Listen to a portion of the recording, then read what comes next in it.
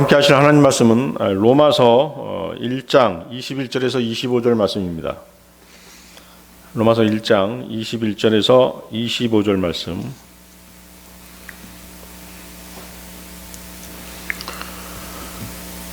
찾으셨으면 제가 받들어 읽겠습니다. 로마서 1장 21절에서 25절 말씀. 그들이 하나님을 알면서도 하나님으로서 그분이 받으실 영광을 그분께 돌리지 아니하고 감사하지도 아니하며 오히려 자기들의 상상 속에서 허망해지고 또 그들의 어리석은 마음이 어두워졌나니 그들은 스스로 지혜롭다고 선언하나 어리석은 자가 되어 썩지 아니할 하나님의 영광을 썩을 사람이나 새나 네 발 달린 짐승이나 기어다니는 것들과 같은 형상으로 바꾸었느니라.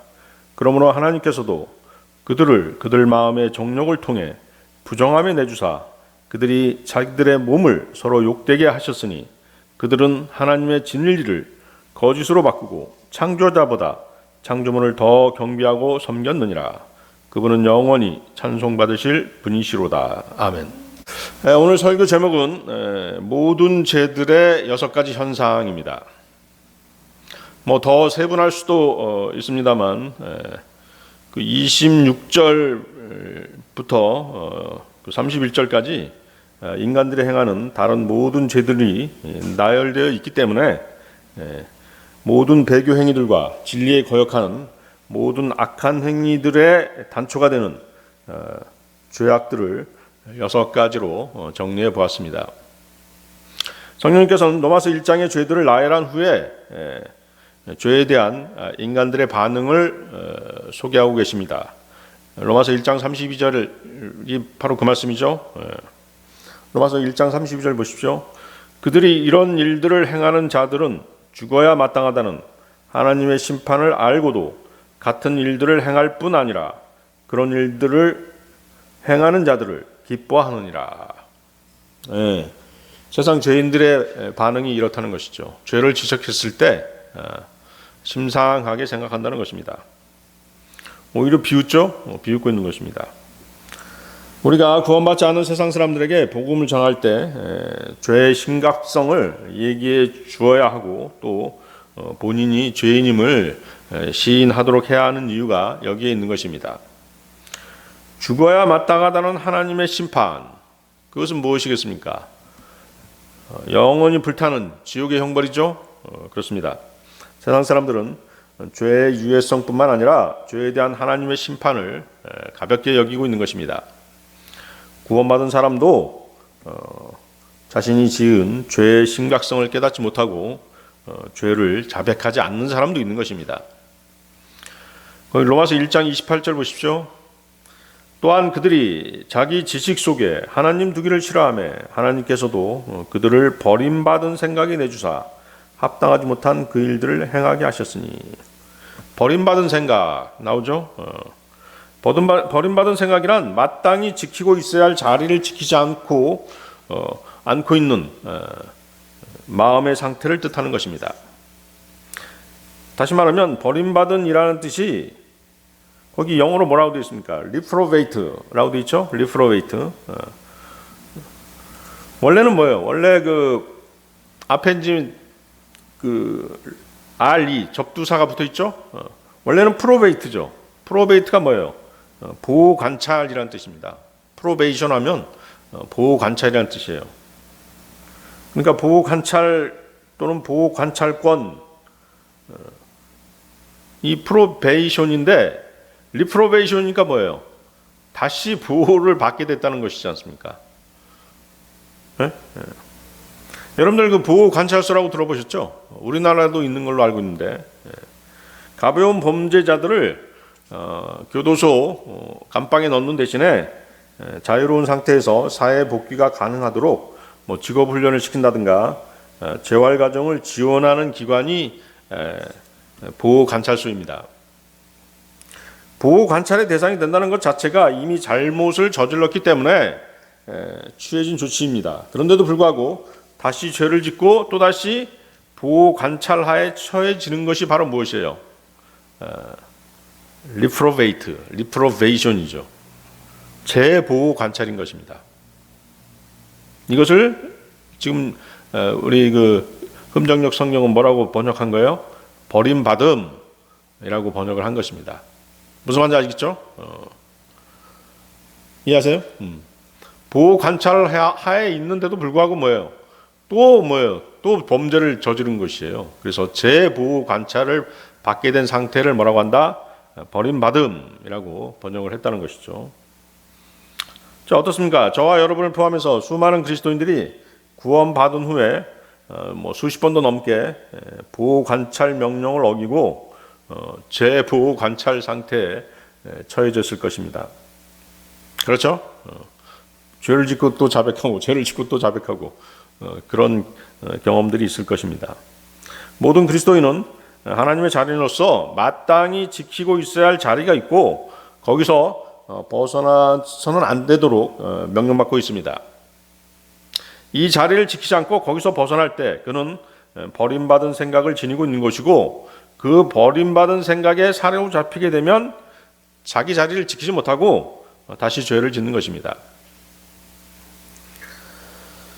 여러분은 그 과거 그 천사들 중 일부가 사탄의 동조에서 자신의 자리를 지키지 않고 지상에 내려와 범죄한 것으로 인해 지금 지하 타타루스에 갇혀 있다는 사실을 잘 알고 계실 것입니다. 유다서 1장 6절에 그 말씀이 나와 있죠. 또 자기들의 처음 신분을 지키지 아니하고 자기들의 처소를 떠난 천사들을 큰 날의 심판 때까지 영존하는 사슬로 묶어 어둠 밑에 예비해 두셨는데. 자, 그러나 그리스도인들이 잘못을 깨닫고 버림받은 생각을 버리고 주님의 보혈에 근거해서 죄를 자백할 때 그리스도인들은 얼마든지 다시 제자리로 돌아와서 주님과 교제 가운데 있을 수 있게 되는 것입니다. 회복될 수 있는 것이죠. 자, 그렇지만 어때요? 천사들은 회복이 안 되죠? 왜 그렇죠? 그렇죠. 천사들은 피가 없기 때문에 주님의 보혈에 근거해서 죄를 다시 용서받을 수 없는 것입니다. 자, 한편 버림받은 사람이다라고 하는 뜻은 죄로 인해서 하나님께서 더 이상 상대해 주지 않는 사람을 말합니다. 교제권 밖으로 밀려나 있는 상태에 있는 사람이라는 것이죠. 그리스도인도 죄를 짓고 자백하지 않으면 하나님께서 상대해 주지 않으십니다. 하나님께서는 거룩하신 분이시지 않습니까? 그렇기 때문에 죄를 미워하고 죄인들을 미워하시는 것이에요. 죄가 있으면 하나님께서는 교제해 주시지 않으시는 것입니다. 하나님의 보살핌을 받지 못하고 버려둠을 당하는 것만큼 비참한 일이 어디에 있겠습니까? 그렇게 버려진 사람, 내버려진 사람은 사탄이 그의 목숨마저도 채갈 수 있다라고 하는 점에서 대단히 위험한 상태에 처해져 있는 것입니다. 따라서 하나님과의 지속적인 교제를 유지하기 원한다면 죄를 짓더라도 당장 그 죄를 자백하고 그리스도의 보혈로 깨끗이 씻어내야 하는 것입니다. 잠언 28장 18절 말씀에 자기 죄들을 숨기는 자는 형통하지 못하려니와 누구든지 그것들을 자백하고 버리는 자는 국륜을 얻으리라.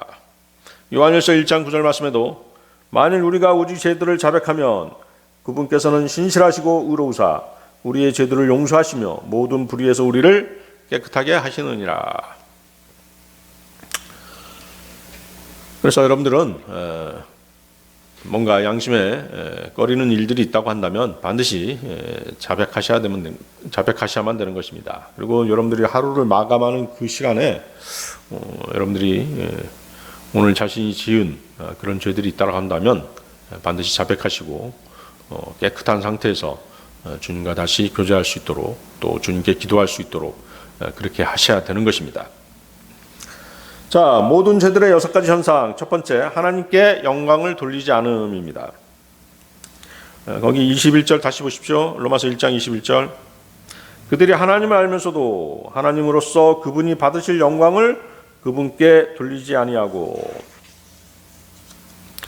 성경 말씀에 따르면 모든 죄악들은 처음 2가지를 하지 않음으로써 시작되는데, 첫 번째가 하나님을 알면서도 하나님으로서 그분이 받으실 영광을 그분께 돌리지 않는 것이고, 두 번째가 뭘까요? 두 번째가 그 문장에 나와 있죠. 그 말씀에 그분이 뭐예요? 하나님을 알되 감사하지 않는 것입니다. 모든 죄들의 근원이 여기에요. 하나님께 영광을 돌리지 않고 하나님께 감사하지 않는 것. 그 두 가지. 자, 21절 다시 보십시오. 하나님을 알면서도 사실 믿지 않는 이방인들도 하나님, 즉 창조주의 존재를 어렴풋이나마 알고 있는 것입니다. 어떻게 아느냐면 온갖 자연 현상과 그 자연이 주는 계시를 보고 아는 것입니다. 단지 그들은 창조주 하나님께서 육신을 입고 오셔서 십자가에서 흘리신 보혈로 자신의 죄값을 다 치르셨다는 그 복음에 대해서만은 무지하다는 것입니다. 이것이 우리가 복음을 부지런히 전해야 하는 이유인 것이죠. 거기 로마서 1장 그 이후에 로마서 1장 20절도 보십시오. 그분의 보이지 아니하는 것들 곧 그분의 영원하신 권능과 신격은 세상의 창조 이후로 분명히 보이며 만들어진 것들을 통해 깨달아 알 수 있나니 그러므로 그들이 변명할 수 없느니라. 창조 이후로라는 말씀은 하나님에 대한 하나님의 존재에 대한 증거가 우주 만물로부터 있어 왔으며 모든 시대, 모든 민족, 모든 사람들이 창조주의 존재를 알 수 있었음을 나타내 보여주는 말씀이죠. 거기 분명히 보이며 있죠. 분명히 보이며.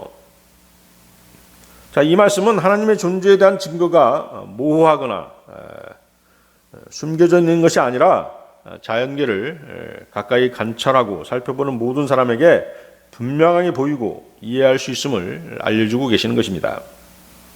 그래서 거기 깨달아 알 수 있다라는 구절이 있죠. 하나님의 존재에 대한 증거가 눈에 보일 뿐만 아니라 우리의 마음과 지성으로 이해할 수 있음을 나타냅니다. 자연계를 관찰하고 연구하고 그 다양성과 아름다움을 숙고함으로써 우리는 하나님의 영원하신 능력과 신성을 이해할 수 있는 것이죠. 그러므로 인간은 그분의 영원하신 권능과 신격, 곧 우주의 창조주이자 만물을 생성시키시고 또 소멸시키시고 유지시키시는 하나님의 궁극적인 최고의 본성과 그분의 신성하고 영적인 특성을 인식할 수 있는 것입니다. 그 마지막에 보십시오. 변명할 수 없느니라. 하나님에 대한 존재가 너무나 뚜렷하고 명백하고 부인할 수 없기 때문에 변명할 수 없음을 암시하고 있습니다. 즉 그들은 무지나 증거 부족을 근거로 불신앙의 이유를 주장할 수 없는 것입니다. 마지막 최후의 백부자 심판석에 가서 나는 하나님을 절대로 몰랐습니다. 라고 변명할 수 없다는 것이죠. 따라서 인간이 하나님의 존재를 인식했다면 그분께 영광 돌리는 삶을 살아야만 하는 것입니다. 우리 그리스도인들에게 그렇게 명령하고 계시죠? 뭐라고 명령하고 계십니까? 고린도전서 10장 31절에 그런즉 너희가 먹든지 마시든지 무엇을 하든지 모든 일을 하나님의 영광을 위하여 하라고 명령하고 계신 것입니다. 모든 죄들의 6가지 현상. 두 번째, 감사하지도 아니하며. 자, 여러분들 여기 잡고 로마서 1장 거기 표시해 놓으시고 누가복음 보십시오. 누가복음 17장 보세요. 누가복음 17장 11절에서 19절.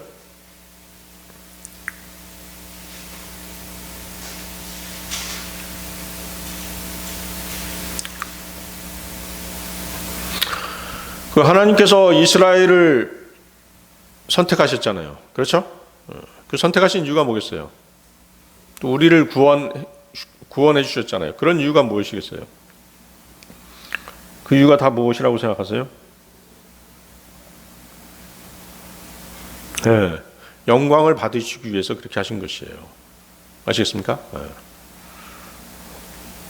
그래서 여러분들 그 이사야서 43장 그 7절 말씀에도 곧 내 이름으로 불리는 모든 자라 내가 내 영광을 위하여 그를 창조하고 그를 지었으며 참으로 내가 그를 만들었느니라. 그래서 모든 창조물들, 모든 피조물들은 하나님의 영광을 위해서 그렇게 창조된 것입니다. 그렇게 부르심을 받은 것이에요. 자, 누가복음 17장 11절 19절 찾으셨나요? 자, 받들어 있습니다. 그분께서 예루살렘으로 가실 때 사마리아와 갈릴리의 한 가운데로 지나가시니라. 그분께서 어떤 마을로 들어가시매 납병 환자 10사람이 문둥병자죠. 납병 환자 10사람이 그분을 만나 멀찍이 떨어져 서서 목소리를 높여 이르되 예수님이여 선생님이여 우리에게 긍휼을 베푸소서 하거늘 그분께서 그들을 보시고 그들에게 이르시되 가서 제사장들에게 너희 몸을 보이라 하시니 그들이 가다가 정결하게 되니라. 그들 중에 한 사람이 자기가 나은 것을 보고 돌아와 큰 소리로 하나님께 영광을 돌리며 그분의 발밑에 얼굴을 대고 엎드려 그분께 감사를 드렸는데 그는 사마리아 사람이더라. 예수님께서 응답하여 이르시되 10사람이 정결하게 되지 아니하였느냐. 그런데 그 9사람은 어디 있느냐. 이 타국인 외에는 하나님께 영광을 돌리러 돌아온 자들을 찾지 못하였도다 하시고 그에게 이르시되 일어나 내 길로 가라. 내 믿음이 너를 온전하게 하였느니라 하시니라. 네, 유명한 10명의 문둥병자 비유죠. 네, 본문은 주님께서 갈릴리와 사마리아 경계에서 문둥병자들을 치유하신 사건입니다. 거기 사마리아인이 나오죠. 사마리아인은 혼혈 유대인입니다. 그래서 이 혼혈 유대인들은 하나님과 이방의 우상을 동시에 섬기던 그런 자들이었습니다. 그런 연유로 해서 유대인들은 사마리아인과 어떤 교제도 또 교류도 갖지 않았었습니다. 근데 이제 이들이 같이 섞여 있는 이유가 뭐겠어요? 문둥병에 걸렸기 때문에 어쩔 수 없이 같이 섞여 있는 것이죠. 거기 10이라는 숫자가 나오죠. 10명. 10이라는 숫자는 뭐예요? 성경에서 10이라는 숫자는 무슨 숫자죠? 이방인들을 상징하는 숫자입니다. 그래서 10번째 문둥병자는 이방인인 사마리아인이라는 사실이 그것을 증명해주고 있는 것입니다. 자, 구약 성경에서 문둥병자들에 대한 율법의 명령은 무엇입니까? 그들은 일반 사람들하고 섞여 살 수 없겠죠. 전염성이 아주 강하기 때문에. 그래서 진영 밖에 머물면서 입을 가리고 사람들이 저쪽에서 오면 입을 가리고 뭐라고 얘기하는 거예요? 불결하다 불결하다 이렇게 외치도록 되어 있는 것입니다. 가까이 오지 말라는 것이죠. 나 문둥병자니까 가까이 오지 말라. 가까이 오면 전염된다. 이제 그런 이유로 입을 가리고 불결하다 불결하다 이렇게 외치게 되어 있는 것이에요. 그래서 문둥병은 죄를 상징하죠. 죄를 상징하기 때문에 그 죄의 치명적인 전파력과 영향력을 강력하게 차단하고 경각심을 불러일으키기 위해서 그렇게 불결하다 불결하다라고 소리치도록 그렇게 시킨 것입니다. 자, 문둥병자들이 이제 주님을 만난 것이에요. 그래서 주님께 자신들을 치유해달라고 요청했을 때 주님께서는 그들을 어떻게 했습니까? 뭐 만져준다든가 뭐 그렇게 하지 않으셨죠? 그렇게 하지 않으시고 대신 그들에게 뭐라고 말씀하셨어요? 제사장들에게 가서 너희 몸을 보이라라고 그냥 말씀만 하신 거예요. 근데 그것은 뭐예요? 주님께서 무슨 뭐 어떤 성의가 없어서 그런 건 아니었죠? 뭐예요? 모세 율법에 그렇게 되어 있기 때문에 그렇게 말씀하신 것이에요. 모세 율법 레위기 14장 2절에 뭐라고 말씀하십니까? 납병 환자를 정결하게 하는 날에 그에 관한 법은 이러할지니라. 그를 제사장에게로 데려갈 것이요. 제사장이 그걸 판결하는 것입니다. 너 납병 다 났었다. 아니면 아직도 더 치료해야 된다. 이렇게 제사장이 판결하게끔 율법에 나와 있는 것입니다. 문둥병자들은 주님께서 말씀하실 때 치유된 것이 아니라 그들이 가는 도중에 깨끗하게 되었다라고 말씀하십니다. 그렇죠? 문둥병자들은 제사장들이 그들을 살펴보고 정결하게 된 것을 확인할 때까지 기다릴 수 있는 믿음이 필요했고 그 믿음으로 제사장 앞으로 나아가야 했던 것입니다. 제사장이 할 수 있는 일은 그들을 치유하는 것이 아니라 그들의 환부를 살펴본 후 율법에 따라 정결하다라고 선언하는 것뿐입니다. 자, 여기서 우리가 알 수 있는 게 무엇이에요? 구약의 구원 방법이죠? 구약의 구원 방법은 뭐라고 말씀드렸습니까? 행위 플러스 믿음이죠? 행위 플러스 믿음입니다. 자, 예수님께서 뭐라고 말씀하셨어요? 문둥병자들한테 제사장한테 가서 너희 몸을 보이라. 그러니까 제사장한테 가는 그 행위, 그렇죠? 행위고 또 뭐예요? 그 기다릴 수 있는 믿음이죠. 그렇죠? 제사장이 내 몸을 보고 깨끗해졌다, 정결해졌다라고 판정을 해주는 것을 믿어야 되는 그 믿음, 그것으로 그들이 문둥병이 낫게 되는 것이에요. 아시겠죠? 이해하시죠? 자, 그런데 그 15절, 18절 보십시오. 15절, 18절은 우리에게 인간의 본성을 알 수 있게 해주시는 그런 내용이죠. 인간의 본성은 하나님께서 베풀어 주신 것에 뭘 할 줄 모른다는 것이에요. 감사할 줄 모른다는 것이죠. 감사하지도 아니하며, 그렇죠?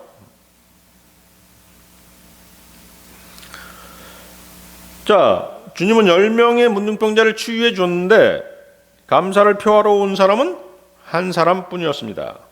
왜 다른 사람들은 감사하러 오지 않은 걸까요? 이 사실이 하나님께 감사할 줄 모르는 아담 안의 인간의 본성을 나타내 보여주고 있는 것입니다. 주님께 돌아와 감사를 표한 단 한 명은 유대인이 아니라 사마리아인이었죠? 그렇습니다. 성경에서 이방인들에 대한 정의, 사마리아인은 이제 이방인 취급을 당했기 때문에 이방인들에 대한 정의는 에베소 2장 12절에 잘 나타나 있습니다. 에베소 2장 12절 말씀인데요. 그때의 너희는 그리스도 밖에 있었고 이스라엘 연방 국가 밖에 있던 외인들이며 약속의 언약들에서 분리된 낯선 자요 세상에서 소망도 없고 하나님 밖에 있던 자들이었으니. 그렇죠? 하나님 밖에 있던 자들이에요. 어떤 하나님과의 어떤 언약도 없었어요.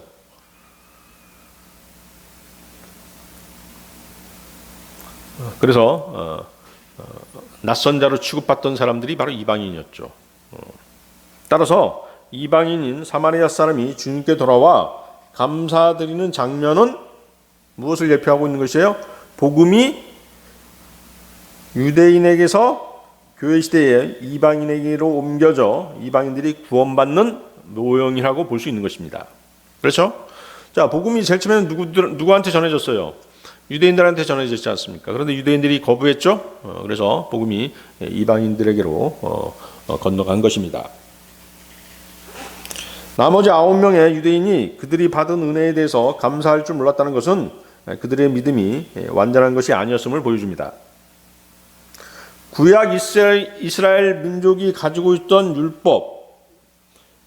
율법 즉 동물의 피로는 어떻게 할 수 있다는 것이에요? 죄를 가릴 수는 있지만 죄를 완전히 제거하는 것은 불가능하죠. 그렇죠? 그것을 모형적으로 보여주고 있는 것입니다. 예수 그리스도의 보혈로 죄를 완전히 제거할 수 있는 것이죠. 그래서 뭐예요? 과거 유대인들은 자신들이 죄를 지을 때마다 동물의 피를 가져와서 뿌렸죠. 그 동물의 피로는 자신의 죄들을 덮고 있을 뿐이었어요. 제거되지는 않았던 것입니다. 그러다가 어떻게 했어요?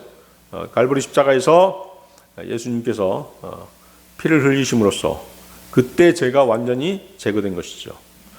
자, 주님께서 어떻게 해요? 십자가에 못 박혀 돌아가신 다음에 어디로 가셨어요? 지하 낙원에 가셨죠? 지하 낙원에 가셨어요. 그래가지고 내가 내 피로 너희 죄가 완전히 제거됐다라고 그렇게 말씀하신 것이에요. 그래서 낙원에 있는 사람들을 어디로 데려가신 것이에요? 셋째 하늘로 부활 승천하셔서 부활 승천하실 때 그때 낙원에 있는 사람들을 데리고 올라간 것이에요. 아시겠습니까? 그래서 구약 사람들은 낙원에 머물러 있었던 것이죠. 예수님의 피가 뿌려질 때까지 낙원에 머물러 있었던 것입니다. 왜? 완전히 죄가 제거된 것이 아니라 동물의 피로는 죄를 완전히 제거할 수 없었고 덮고 있을 뿐이었기 때문에 낙원에 머물러 있어야 했던 것이죠. 자, 그래서 이 예화를 통해서 또 우리가 알 수 있는 것은 뭐냐면 하나님의 은혜를 진정으로 깨달은 자가 하나님의 은혜에 감사할 수 있는 것입니다. 자, 여러분들 한번 생각해 보세요. 구원받고 하나님께 감사드린 적 있었나요? 물론 이제 마음속 깊은 곳에 감사가 있긴 있었을 거예요. 나중에 또 감사하는 사람도 있을 수 있습니다. 어쨌거나 여러분들이 하나님의 은혜에 감사하는 사람은 하나님께로부터 더 큰 은혜를 받을 수 있는 사람인 것입니다. 아시겠죠? 그래서 여러분들은 항상 감사하는 사람이 돼야 돼요. 사소한 일이라도 감사할 수 있는 그런 그리스도인이 돼야 되는 것입니다. 모든 죄들의 6가지 현상. 세 번째, 자기들의 상상 속에서 허망해지고 그들의 어리석은 마음이 어두워지고. 자, 이것은 한마디로 무엇을 얘기하는 것입니까? 인간의 교만을 얘기하는 것입니다. 시편 10편 4절을 보면 사악한 자는 자기 얼굴의 교만으로 인하여 하나님을 찾지 아니하리니 그의 모든 생각 속에는 하나님이 없나이다. 자, 교만한 사람은 하나님의 존재를 부인한다는 것이죠. 자, 시편 기자가 악인과 그들의 헛된 생각을 묘사한 것입니다. 이 말씀은 일반적인 모든 악인들에게 적용할 수 있겠지만 이 시편이 교리적으로 겨냥하고 있는 것은 사실 뭐예요? 육신으로 나타난 사탄, 적그리스도인 것입니다. 적그리스도의 교만에 대해서 욥기 41장 34절은 그는 모든 높은 것을 바라보는 자요 모든 교만한 자녀들을 다스리는 왕이니라 라고 표현하고 있죠. 교만한 자는 하나님의 지혜와 인도하심을 인정하지 않습니다. 교만은 마귀적인 본성이고 마귀가 사람을 넘어뜨리기 위해 사용하는 가장 흔한 방법 중에 하나입니다. 그리스도인들이 가장 먼저 넘어지는 게 무엇이에요? 교만해서 먼저 넘어지는 것이에요. 실족하는 것입니다. 교만한 사람은 하나님의 지혜와 인도하심을 인정하기보다는 자신의 지혜와 명철을 신뢰하는 사람입니다. 그들의 생각과 상상이 그것을 증명하는 것입니다. 성경에는 교만에 대한 부정적인 말씀으로 아주 가득하죠. 잠언 16장 18절에 멸망에 앞서 교만이 나가며 넘어짐에 앞서 거만한 영이 있느니라. 성경에 나오는 그 실족하는 사람들 다 뭐예요? 교만한 사람들이었다는 것이죠. 이브, 가인, 이스라엘 백성들, 하만, 헤로당, 빌라도, 적그리스도 등 세속 역사에서는 셀 수 없이 많은 사람들이 교만으로 넘어지고 멸망했던 것입니다. 교만은 거의 모든 죄들의 원조격이라고 해도 타당할 것입니다. 시기와 교만은 거의 항상 앞서거니 뒤서거니 하면서 동행하는 관계입니다. 창세기 3장의 인간의 타락도 교만의 결과인 것이죠. 우리가 복음을 전했을 때 거부하고 미루고 핑계를 대는 것도 그 사람의 교만 때문입니다. 그들은 하나님의 진리에 대항해서 자신의 자아를 아주 철저하게 보호하고 있는 것입니다. 보호할 뿐만 아니라 감싸고 두둔하고 있는 것이죠. 그들의 교만은 멸망에 앞서오는 것이며 영원한 멸망이 그들을 따르게 될 것입니다. 잠언 18장 12절 말씀인데요. 멸망에 앞서 사람의 마음에 거만이 있고 명예에 앞서 겸손이 있느니라. 그래서 교만 이꼬르 멸망, 겸손 이꼬르 명예가 주어지는 것입니다. 의로운 자는 겸손으로 자신을 낮추고 다가올 진노로부터 자신을 피할 것입니다. 여러분들에게 그 겸손한 마음, 하나님에 대한 경외하는 마음, 또 겸손한 마음이 있었기 때문에 복음에 순종할 수 있었던 것입니다. 그러나 뭐예요? 교만한 자들은 복음을 거부하죠? 그렇습니다. 그래서 그 결과 교만한 자들의 어리석음은 곧 흑암에 잠기게 될 것입니다. 교만으로 인해 하나님께 돌아오지 않는 하나님의 백성들에 대해 눈물의 선지자 에레미야는 이렇게 얘기했습니다. 에레미야 13장 15, 17절인데요. 너희는 듣고 귀를 기울이며 교만한 자가 되지 말라. 주께서 말씀하셨느니라. 주 너희 하나님께서 어둠을 일으키시기 전에 너희 발이 어두운 산들에 걸려 넘어지기 전에 너희가 빛을 찾을 때 그분께서 그 빛을 사망의 그늘로 변하게 하사 짙은 어둠으로 만드기 전에 그분께 영광을 돌릴지어다. 그러나 만일 너희가 그것을 들으려 하지 아니하면 내 혼이 너희의 교만으로 인해 은밀한 곳에서 울리니 주의 양떼가 포로로 끌려갔으며 내 눈이 심히 통곡하고 눈물을 쏟으리라. 그렇죠? 이스라엘 백성들의 교만으로 인해서 예레미야 선지자는 통곡했던 것입니다. 그 에레미야 선지자의 그런 심정은 하나님의 애끓는 심정을 대변하고 있는 것이죠. 따라서 교만함으로 복음을 거부하고 믿지 않는 사람들의 상태는 점점점 나빠지게 되는 것입니다. 그들의 부와 물질의 풍부함, 명예와 학식과 세상 것들에 대한 자랑은 하나님의 심판석 앞에서 수치로 변하게 될 것입니다. 자, 모든 죄들의 6가지 현상. 네 번째, 썩지 아니할 하나님의 영광을 썩을 사람이나 새나 네발 달린 짐승이나 기어다니는 것들과 같은 형상으로 바꾸는 것이죠. 한마디로 무엇이겠습니까? 우상 숭배인 것입니다. 네 번째 현상, 우상 숭배. 로마서 1장 23절 다시 보십시오. 로마서 1장 23절. 지금 읽었던 것이 바로 로마서 1장 23절이죠. 썩지 아니할 하나님의 영광을 썩을 사람이나 새나 네발 달린 짐승이나 기어다니는 것들과 같은 형상으로 바꾼 것이 바로 우상 숭배인 것입니다.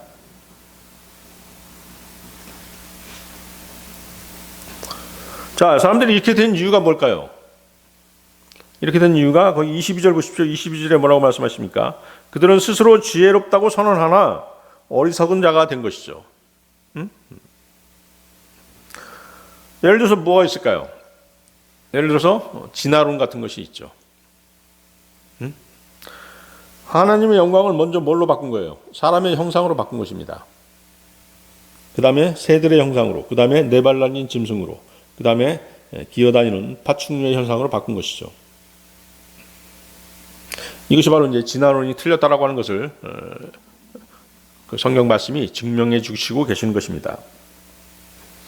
성경은 세상 죄인들이 사람, 새, 짐승, 파충류로 퇴화되어 가고 있다고 좀 말씀하시고 계신 것이에요. 인간들은 뭐예요? 자신들이 더욱더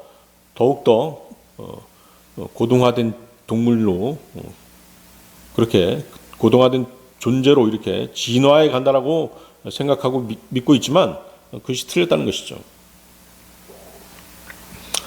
인간은 하나님의 영광을 기어다니는 것들, 즉 파충류 수준까지 끌어내리려는 그런 이론인 것입니다. 진화론은 하나님을 거부하고 과학을 신봉하는 자들의 어리석은 결과인 것입니다.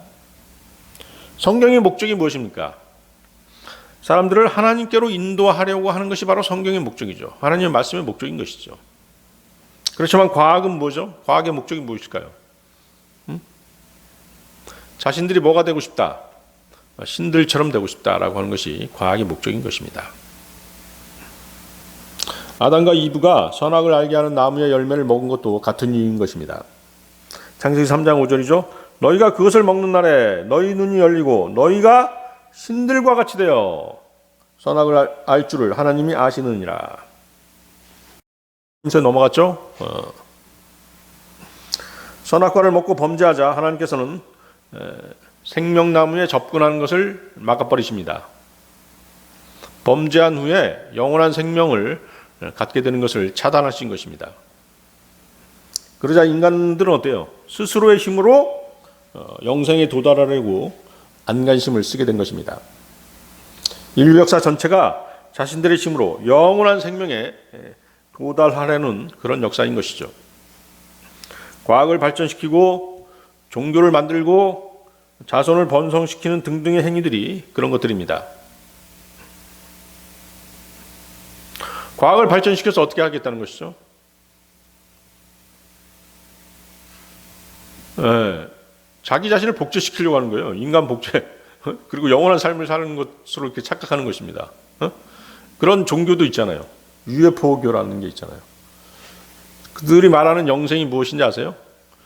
그 사람의 유전자를 보관했다가 다시 복제시킨다는 것이에요. 그래서 영원히 살 수 있다. 지금 죽어도 유전자 보관해놨다가 나중에 이제 뭐예요? 우주인들이 오면 그 사람들 통해서 너를 다시 복제시켜 줄 것이다. 그리고 너는 다시 살아나고 계속 복제해가지고 영생할 수 있다. 그렇게 믿는 게 UFO교예요. 그게 뭐예요? 무슨 힘을 믿는 것이에요? 과학의 힘을 믿고 있는 것이죠. 또 종교를 창시하죠. 그 종교를 통해서 거짓 교리지만 영생을 추구하고 있는 것입니다. 또 뭐예요? 자손들을 번성시키죠. 자신과 똑같은 아들, 딸들 낳아가지고 또 제사 지내게끔 하고 그러면서 그것이 마치 영생인 양. 그런 것들을 이제 사람들이 추구하고 있는 것입니다. 뭐예요? 그것이 다 자신들의 힘으로 하나님께서 영원한 생명나무에 접근하는 걸 막아버리니까 자신들의 힘으로 영생을 얻고자 하는 노력인 것이죠. 헛된 행위들이겠죠? 그렇습니다. 오히려 뭐예요? 인간들은 자신들의 죄 때문에 점점점 퇴화되어 가고 있는 것이에요. 그 죄의 중심에는 하나님을 인정하지 않고 거부하는 마음이 있는 것입니다. 에레미야 4장 22절 말씀인데요. 내 백성이 어리석어 나를 알지 못하였나니 그들은 미련한 자녀들이요 지각이 없는 자들이로다. 그들이 악을 행하는 데는 지혜로우나 선을 행하는 데는 지식이 없도다. 그들의 마지막 모습이 무엇일까요? 인간의 마지막 모습이 아까 점점 퇴화된다고 그랬으니까 뭘로 바뀌는 것이에요? 파충류로 바뀌는 것이에요. 파충류의 모습으로 바뀌는 것입니다. 하나님의 심판에 의해서 지옥 불구덩이에 떨어져서 그곳에서 뭐예요? 꿈틀거리면서 기어다니는 벌레, 즉 파충류의 모양으로 바뀌는 것입니다. 마가복음 9장 48절에 그 말씀이 있죠. 거기서는 그들의 벌레도 죽지 아니하고 불도 꺼지지 아니하느니라. 그들의 벌레가 뭘까요? 바로 완전히 불구덩이에 들어가가지고 그들의 혼이 뭐가 되는 것이에요? 혼이 불타겠죠? 육신은 땅에 묻혀 썩었으니까. 또는 육신은 뭐 불에 달면 다 소멸돼 버리죠. 타서 없어지죠. 남는 게 뭐예요? 혼인데 혼이 뭘로 바뀌는 거예요? 군뱅이 같은 그런 벌레로 바뀌는 것입니다. 바로 뭐예요? 자신들의 아비, 마귀가 뭐예요? 뱀이었지 않습니까? 그렇죠? 그런 파충류 모양으로 바뀌게 돼 있는 것이에요. 그것이 뭐예요? 세상 죄인들의 마지막 모습인 것이죠. 창조주를 거부한 사람들은 곧바로 뭐가 되는 것이에요? 우상 숭배자가 되어버리는데 이것이 사람들이 종교를 창시한 이유인 것입니다. 그들은 썩지 아니하는 하나님의 영광을 썩고 없어질 형상으로 대체하는 것입니다. 그들은 유일하신 참 하나님을 인정하기보다 우상을 만들어 숭배하고 자신들의 형상대로 신들을 창조해서 만들어서 섬기는 것입니다. 이스라엘이 바로 그런 행동을 보여줬죠. 출애굽기 32장 1절에서 4절 말씀인데요.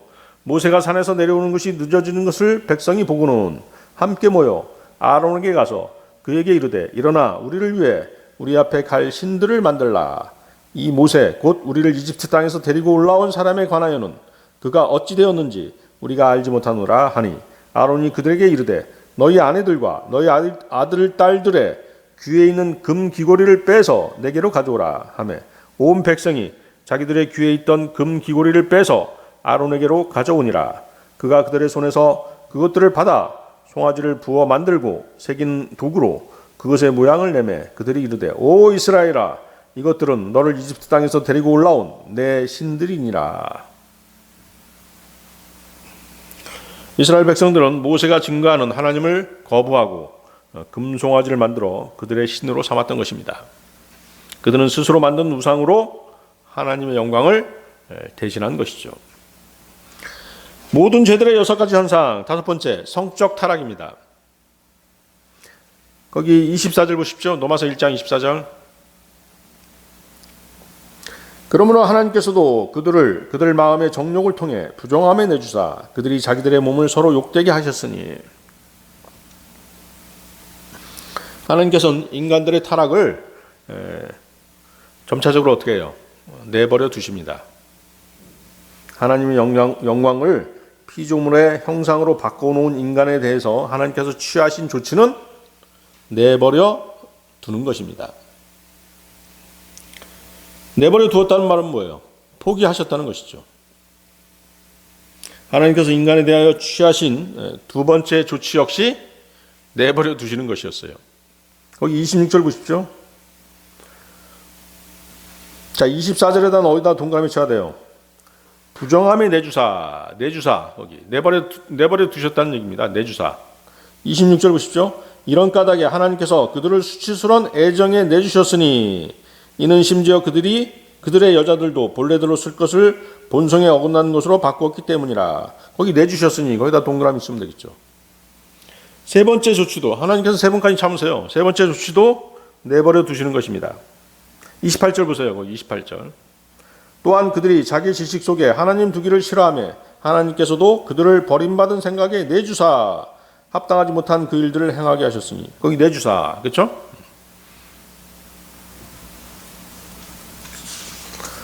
하나님께서 내버려 두셨다는 말씀을 이렇게 세 번에 걸쳐서 말씀하시는 데에는 그 이유가 있는 것입니다. 제일 처음에 하나님께서 뭘 버려두셨어요? 내버려 두셨어요? 몸을 내버려 두신 것이죠. 24절이 바로 그 말씀이죠. 24절 보세요. 자기들의 몸을 서로 욕되게 하셨으니. 몸을 내버려 두신 것이에요. 그래서 자기들의 몸을 서로 욕되게 하셨으니라는 뜻은 뭐예요? 단순히 남녀 간의 음행뿐만 아니라 동성애죠. 동성 간의 음행을 뜻하는 말씀입니다. 자, 몸을 내버려 두신 다음에 그 다음에 뭘 내버려 두셨을까요? 그 다음에 몸 다음에 뭘까요? 혼이겠죠? 혼을 내버려 두셨습니다. 로마서 거기 1장 26절 27절 다시 보십시오. 로마서 1장 26절 27절. 이런 까닭에 하나님께서 그들을 수치스러운 애정에 내주셨으니. 애정은 뭐예요? 감정이죠? 감정은 뭐예요? 혼의 영역이죠. 그들을 수치스러운 애정에 내주셨으니 이는 심지어 그들이 여자들도 본래대로 쓸 것을 본성에 어긋나는 것으로 바꾸었기 때문이라. 남자들도 이와 같이 본래대로 여자 쓰기를 버리고 서로를 향해 욕정이 부릴 듯하여 남자가 남자와 더불어 보기 흉한 짓을 행함으로 자기 잘못에 합당한 보응을 자기 속에 받았느니라. 그래서 몸을 내버려 두시고 두 번째 혼을 내버려 두신 것입니다. 그리고 이제 마지막으로 뭐예요? 영을 내버려 두셨는데 그 말씀이 28절에 그 말씀이죠. 28절 보십시오. 또한 그들이 자기 지식 속에 하나님 두기를 싫어하며 하나님께서 그들을 버림받은 생각에 내주사 합당하지 못한 그 일들을 행하게 하셨으니. 자, 하나님에 대한 믿음이 뭐예요? 영의 영역이죠. 그래서 마지막으로 영을 내버려 두신 것입니다. 그래서 이제 완전히 포기해 버리신 것이에요. 결국 완전히 포기된 사람들은 어떻게 되겠어요? 완전히 포기한 사람들은 사탄이 채갈 수도 있다는 것이죠. 그렇죠? 사탄이 그 사람을 이제 죽일 수도 있는 것입니다. 그래서 완전히 죄 가운데 빠진 사람들은 마지막 징계가 바로 그 사망입니다. 그리스도인들 가운데 그렇게 전혀 회개하지 않고 하나님께로 돌아오지 않은 사람들은 하나님께서 내버려 두시는 것이에요. 그러면 이제 그 죽음의 권세 가진 자 사탄이 그를 사망에 이르게 하는 것이죠. 에레미야 17장 9절 말씀을 보면 마음은 모든 것보다 거짓되고 극도로 사악하니 누가 그것을 알 수 있으리요 라고 말씀하십니다. 인간이 선악과를 따먹었다는 얘기는 뭐예요? 선악을 알게 되었다는 것이죠. 그럼에도 불구하고 어때요? 죄가 걷잡을 수 없이 많아지자 선과 악의 경계선이 애매모호하게 돼버린 것입니다.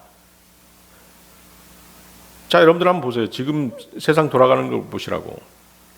선악의 경계선이 없어져 버렸어요. 무엇이 선이고 무엇이 악인지 애매모호해졌지 않습니까? 자금의 어떤 정치 지도자라든가 지도급 인사들이 하는 그런 언행들 보면 또 국회의원들이 내는 법안들 보면 선거악에 대한 개념이 없어요. 어? 그게 바로 뭐예요? 선악과를 따먹은 그 대가입니다. 저주죠. 인간들의 마음이 점점 완악해지고 양심이 점점 마비되어 가다 보니 세상은 선과 악에 대한 구별조차도 하지 못하는 그런 지경에 이르게 된 것입니다. 자꾸만 세상에서 벌어지는 상식 이하의 크고 작은 사건들을 보면 그 사실을 알 수 있는 것이죠. 선악뿐만 아니라 모든 상식적인 기준을 파괴해 가는 것이 자꾸의 세상입니다. 심지어는 남녀의 구별도 하지 못하게 된 것이라는 것이죠. 동성애가 바로 그것이에요. 그래서 어때요? 세상은 갈 때까지 갔고 죄가 충만한 상태에 도달했습니다. 잠시 잠깐 오면 어떻게 이제 그 충만함이 넘쳐 흐르겠죠? 그러면 그때 이제 세상에 환란이 시작되고 주님 오시는 것입니다. 오직 하나님의 말씀인 성경만이 더러운 것들을 더럽다고 말씀하시고 무엇이 죄인지 무엇이 옳고 그른지 낱낱이 지적하시는 것입니다.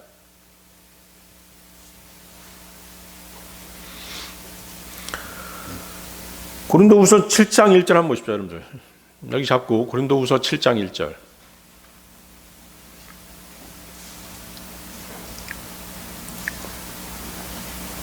세상은 어때요? 오히려 동성애라든가 이런 죄들을 보호하려고 하잖아요. 그렇죠? 그런 법안들이 막 나오지 않습니까? 죄가 죄인지 모르는 것이에요. 옳고 그런 것에 대한 분별력 자체가 없는 것이라는 것이죠. 고린도후서 7장 1절 보셨습니까? 그러므로 극진히 사랑하는 자들아 우리가 이 약속들을 가졌은즉, 자, 이 약속 거기다 밑줄 치어 보십시오. 이 약속들을 가졌은즉 하나님을 두려워하는 가운데 거룩함을 완전히 이루어 육과 영의 모든 더러움에서 우리 자신을 깨끗하게 하자. 자, 이 약속은 뭘까요? 이 약속은 이사야서 52장 11절입니다. 거기다 이사야서 52장 11절이라고 써놓으면 되겠습니다. 이사야서 52장 11절 말씀, 너희는 떠날지어다, 너희는 떠날지어다, 너희는 거기서 나오고 부정한 것을 만지지 말지어다, 너희는 그녀의 한가운데서 나올지어다, 주의 기구들을 나누는 자들아, 너희는 정결할지어다. 주의 기구들을 나누는 자들. 자, 이스라엘 백성들이 주의 기구를 나른다. 성막 기구들을 나른다는 뜻이죠? 누구겠어요? 제사장들이죠. 자, 신약에서 제사장들 누굽니까? 구원받은 그리스도인들이죠. 그렇죠? 우리 구원받은 그리스도인들을 뭐라고 말씀하시죠? 왕가의 제사장들이라고 그렇게 말씀하시지 않습니까? 그러니까 우리 그리스도인들이 어떻게 하는 것이에요? 한마디로 성별해라. 성별해라는 것입니다.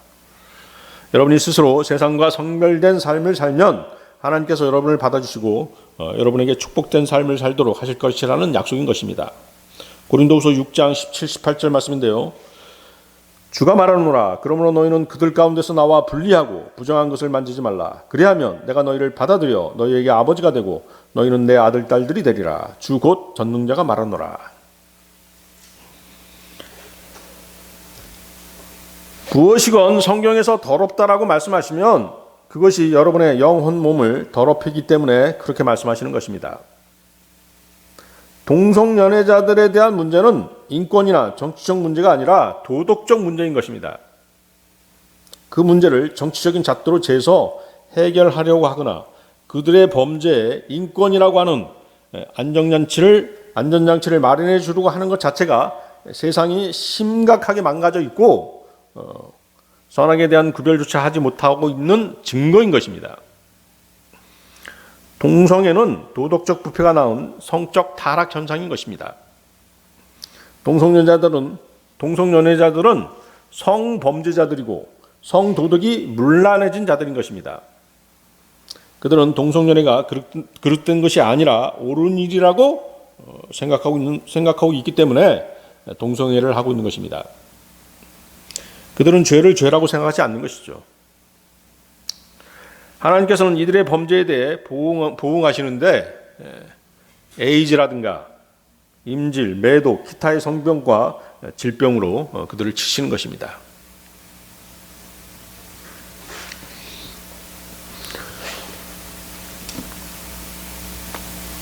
그 동성애를 아주 미화하는 그런 영화라든가 문학 작품이라든가 이런 것들이 많이 나오잖아요. 그죠? 심각한 것이죠. 죄를 미화한다는 것이잖아요. 그냥 욕정일 뿐이에요. 더러운 욕정일 뿐입니다. 자, 모든 죄들의 6가지 현상, 마지막 6번째, 하나님의 진리를 거짓으로 바꾼 것이죠. 하나님의 진리를 거짓으로 바꾸었다. 거기 이제 로마서 1장 25절 말씀 보십시오. 로마서 1장 25절. 그들은 하나님의 진리를 거짓으로 바꾸고 창조자보다 창조물을 더 경배하고 섬겼느니라. 그분은 영원히 찬송받으실 분이시로다. 아멘. 요한복음 18장 38절에서 빌라도가 예수님께 묻습니다. 뭘 물었죠? 진리가 무엇이냐? 어리석은 질문이죠, 사실은. 왜? 예수님이 진리이시잖아요. 진리를 앞에 놓고, 진리이신 분을 앞에 놓고 진리가 무엇이냐라고 물었어요. 그럼 자기가 물었으면 어떻게 돼요? 들어봐야 될 거 아니에요. 근데 듣지도 않아요. 듣지도 않고 뭐야? 진리가 무엇이냐라고 하면서 바로 등 돌리고 나가버리죠. 그는 원래부터 진리에 관심이 없었던 것입니다. 사람이 타락해서 죄를 짓는 이유가 그 사람에게 뭐가 없기 때문이에요? 진리가 없기 때문인 것입니다. 요한복음 8장 37절 말씀이죠. 내 말이 너희 안에 있을 것이 없으므로 너를 죽이려 하는도다. 진리의 말씀이 너희 안에 없기 때문에 너희들이 나를 죽이려고 한다. 너희들이 범죄하는 것이다. 그렇게 말씀하시는 것이죠. 요한복음 8장 44절에도 너희는 너희 아비 마귀에게 났으므로 너희 아비의 욕망들을 행하려 하느니라. 그는 처음부터 살인자요 자기 속에 진리가 없으므로 진리 안에 거하지 아니하고 거짓말을 할 때 자기의 것으로 말하나니 이는 그가 거짓말쟁이요 거짓의 아비이기 때문이라. 진리를 거부하고 사는 세상 죄인들은 평생을 죄의 속박 가운데 자유를 맛보지 못하고 그렇게 살다가 하나님의 심판에 처해지는 것입니다. 요한복음 8장 32절 말씀에 너희가 진리를 알지니 너희가 진리를 알리니 진리가 너희를 자유롭게 하리라. 주님께서 육신을 입고 이 땅에 오신 이유가 바로 이들 죄의 노예로 살고 있는 자들을 해방시켜 주시려는 그런 이유에서였습니다. 히브리서 2장 14, 15절 말씀에 그런즉 자녀들은 살과 피에 참여한 자들이므로 그분도 마찬가지로 같은 것의 일부를 취하셨으니 이것은 그분께서 죽음을 통해 죽음의 권능을 가진 자 곧 마귀를 멸하시고 또 죽음을 두려워하여 평생토록 속박에 얽매인 자들을 건져내려 하심이라. 네, 주님께서 육신을 입고 오신 이유죠? 그렇습니다. 그러나 마귀는 진리이신 그분을 거부하게 만들고 그분의 말씀에 다른 것들을 첨가시키고 변개시키고 삭제시켜서 하나님의 말씀을 거짓으로 만드는 것입니다. 고린도후서 2장 17절 말씀에 우리는 하나님의 말씀을 부패시키는 많은 사람들 같지 아니하고 오직 진실함에서 난 자같이 하나님에게서 난 자같이 하나님의 눈앞에서 그리스도 안에서 말하노라. 작금에 변개된 개역 개정판 성경들을 여러 주제별, 대상별, 연령별로 출판하는 사람들의 목적이 무엇이겠습니까? 여러분들 요즘 나오는 성경 그런 제목들을 보신 적 있으신가요? 여성만을 위한 성경, 청소년을 위한 성경, 어린이 성경, 시니어 성경, 예쁜 말 성경. 그 예쁜 말이 뭔지 잘 모르겠어요. 성경을 어떻게 예쁜 말로 고쳤다는 얘기인가요? 또 메모리 성경, 다이나믹 성경, 다이제스트 성경. 도대체 그 내용이 뭐겠어요? 하나님 말씀을 제대로 전하지 않는다는 뜻이에요. 제목만 보더라도 알 수 있지 않습니까? 그렇죠? 왜 이렇게 분류해서 성경을 출간하는 것이죠? 바로 뭐예요? 돈벌이 수단으로 생각하고 있기 때문이죠. 성경 독자들의 편을 위해서 그렇게 하는 것이 절대 아닙니다. 성경 말씀은 처음부터 끝까지 연결되어 있는 하나님의 말씀입니다. 특정 부분만을 편식해서 섭취하게 되면 기형적인 성장을 할 수밖에 없고 성경의 진리의 말씀은 왜곡될 수밖에 없는 것입니다. 하나님의 말씀을 변개시키는 일은 사도 바울 시대에 이미 일어나고 있었습니다. 사도 시대 때 신약 성경은 완성되지 않았었죠? 그럼에도 불구하고 성경 병계가 이루어지고 있었던 것이에요. 그러니까 뭐예요? 구약 성경부터 변개가 이루어졌던 것입니다. 구약 성경의 변개 어떻게 이루어졌을까요? 그 성경에 뭘 갖다 붙였겠어요? 외경을 갖다 붙인 것이에요. 외경. 정경이 있고 외경이 있지 않습니까? 하나님께서 성경 66권을 완성하신 이유가 뭐예요? 그것이 정경이잖아요. 그것만이 옳다라고 말씀하신 것이에요. 나머지는 다 뭐예요? 하나님의 말씀이, 하나님의 뜻이 들어가 있지 않다는 것이죠. 구약 39권, 신약 27권. 그것만이 정경인 것입니다. 외경은 하나님께서 인정하신 성경이 아닙니다. 어떤 사람이 외경을 인용해서 하나님의 말씀을 증거하려고 한다면 그런 사람은 경계해야 되는 것입니다. 외경이 어떻고 저떻고 하는 사람은 뭐예요? 자기 자신의 어떤 지식을 자랑하고 싶어서 그렇게 하는 것이에요. 그런 사람은 이제 하나님의 말씀을 왜곡할 가능성이 많은 것입니다. 이런 성경 변개에 앞장섰던 사람이 누구였죠? 여러분들 기억하고 계신가요?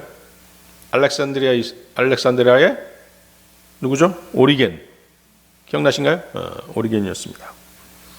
그는 성경 변개에 직접 관여했던 것은 물론이고 그 변개된 성경을 헬라어 신약 필사본에 섞어놓는 행위를 아무 스스럼 없이 그렇게 했던 것입니다. 한마디로 뭐예요? 하나님의 말씀을 두려워하지 않았던 것이죠. 하나님께서 자신의 말씀을 보존하기 위해 일하시는 것처럼 마귀도 그렇게 자신의 것을 보존하기 위해 똑같은 열심으로 일하고 있는 것입니다. 마귀는 돈벌이 수단으로 또 성경 변개자들과 거짓 교사들을 이용해서 진리를 부패시키고 있는 것이죠. 고린도후서 4장 2절 말씀에 오히려 감추어 둔 정직하지 못한 일들을 버리고 간교하게 걷지 아니하며 하나님의 말씀을 속임수로 다루지 아니하고 오직 진리를 드러내므로 하나님의 눈앞에서 각 사람의 양심에 우리 자신을 추천하노라. 저와 여러분은 오직 진리를 드러냄으로써 하나님 앞에서 우리 스스로를 각 사람의 양심에 추천하도록 부름을 받은 사람들입니다. 따라서 그리스도인은 사람들 앞에서 항상 정직하게 행해야 하고 비밀리에 행하는 것이 아무것도 없어야 합니다. 모든 것이 공명정대하고 공개적이어야 하고 숨김이 없어야 합니다. 어느 시인이 이런 말을 했죠. 하늘을 우러러 한 점 부끄러움이 없도록. 자, 그리스도인은 그런 삶을 살아야 되는 것입니다. 이러한 인생을 사는 그리스도인은 자신의 평판에 대해 걱정하지 않습니다. 사람들이 뭐라고 생각하든 하나님 앞에 떳떳하게 모든 것을 공개적으로 진행할 수 있고 결과를 공개할 수 있는 것입니다. 미리 계산하거나 조작하거나 돌아서서 다른 말을 하거나 행동을 바꾸는 위선적인 행동을 하지 않는 것입니다. 자, 오늘 설교의 결론입니다. 이 세상에서 가장 어리석고 무서운 선언이 있다면 그것은 하나님이 없다는 선언입니다. 사실 하나님이 없다라고 믿는 사람들은 자기 안에 각인되어 있는 하나님의 존재를 지워보려고 아주 몸부림치는 사람인 것입니다. 자신 안에 있는 하나님에 대한 인식을 지워보려고 애를 쓰는 사람, 그것이 무엇이에요? 무신론자들, 죄인의 정체성인 것입니다. 시편 53편 1절에 어리석은 자가 마음속으로 이르기를 하나님은 없다 하였도다. 그들은 부패하여 가증한 불법을 행하였으니 선을 행하는 자가 하나도 없도다. 하나님이 없다라고 하는 사람은 뭐예요? 무슨 죄든 무슨 범죄든 다 저지를 수 있는 사람인 것입니다. 아주 위험한 사람인 것이죠.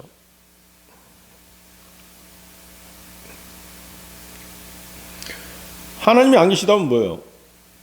이것이 죄다라고 하는 근거가 하나도 없어지게 되는 것이에요. 그러니까 무슨 죄든 다 저지를 수 있는 것이죠. 성경은 죄에 대해서 뭐라고 말씀하십니까? 죄의 싹은 사망이다라고 말씀하십니다. 죄 문제를 해결하지 않게 되면 나중에는 그 죄가 그 사람을 찾아내고 결국에 그는 최후의 백부자 심판에서 하나님을 만나게 될 것입니다. 그리고 그 심판의 결과는 영원한 불호수가 되는 것입니다. 민수기 32장 23절에 보라 너희가 주께 죄를 지었으니 너희 죄가 너희를 찾아낼 줄을 분명히 알지니라. 네, 다 같이 기도하시겠습니다.